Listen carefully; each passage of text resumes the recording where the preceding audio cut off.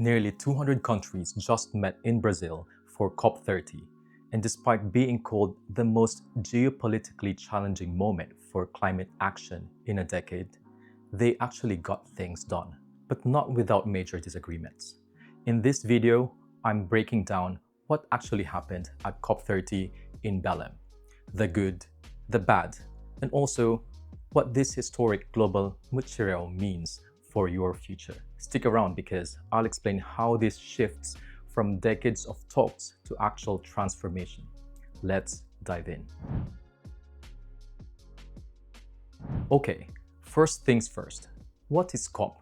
COP stands for Conference of the Parties. It's basically the world's biggest climate summit where countries from all over the world come to tackle climate change and related global, environmental, social, and economic issues about global sustainability. The first COP started back in 1995 in Berlin, Germany.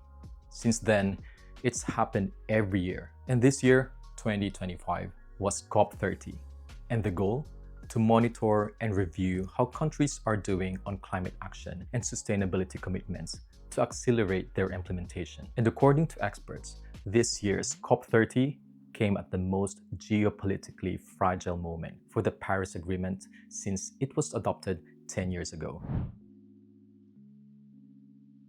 Now, COP30, this year, it was held in Belém, Brazil, from November 10th to 21st. Why Brazil? Because the Amazon rainforest is right there. Hosting it there have raised global awareness about the link between nature and climate. It's a powerful reminder that sustainability isn't just an abstract concept. It's real, it's urgent. COP30 had three core objectives. 1. Strengthen multilateralism, or get countries to work together better. 2. Connect climate action to people, because it should help real people, right? And 3. Accelerate the implementation of the Paris Agreement. It's time to stop talking and start doing. But the big idea here is to move from 3 decades of talks to real transformation in economies, societies, and environment. It's all about sustainability. There were over 56,000 registered delegates, world leaders, business executives, activists, and experts. So yes, the stakes were high and the world was literally watching. Alright, let's start with the good stuff. First, they created something called the Global Implementation Accelerator. Fancy name, but what it means is this. They're focusing on the climate solutions that can work fast and help the most people.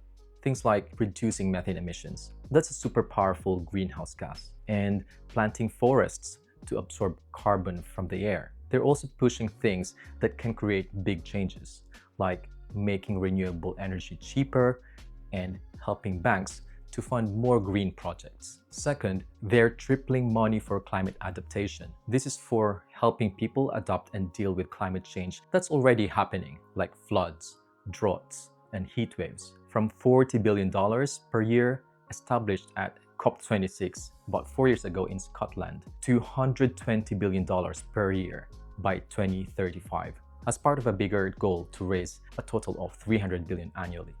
This money goes to the people who didn't actually cause climate change but are suffering from most of it. Third, Brazil created something called the Belém Mechanism. It's basically a tool to make sure that when we shift to clean energy, we don't leave workers and communities behind. Fourth, they agreed on ways to measure if countries are actually getting more resilient to climate change. Fifth, they launched a program to help poorer countries get access to clean technology. Sixth, a new plan to get more women involved in fighting climate change. Seventh, they started conversations about how trade between countries can help, not hurt, the climate. Eighth, they created a 2-year plan to make climate money more predictable, so countries know what funding they can count on. And finally, they officially recognized that cities and local governments are super important in climate action. They also expanded rights and protection for women, indigenous people, and Black communities in climate decisions. But here's the truth. Not everything went smoothly. The biggest fight? Oil. gas, and coal. Brazil tried to get everyone to agree on stopping the use of fossil fuels. More than 80 countries said yes. We need clear rules to phase out fossil fuels. But over 80 other countries said no. They're not ready or don't want to commit. They couldn't agree. So Brazil's presidency announced they'll develop 2 roadmaps on their own initiative. 1, transition to a fossil fuel-free economy in a just, orderly, and equitable manner. 2, forest and climate roadmap to stop and reverse deforestation. I think this can still be considered as progress, because even without full agreement, they still managed to move forward. The meeting managed to balance what rich countries want with what poor countries need, and what big energy companies want with what nature needs. So what does all this mean for you, for us? First, we're officially done with just talking. Now it's time to actually do things. COP30 officially said, we've spent 30 years making promises. Now we're going to make real changes happen. What does this mean in real life?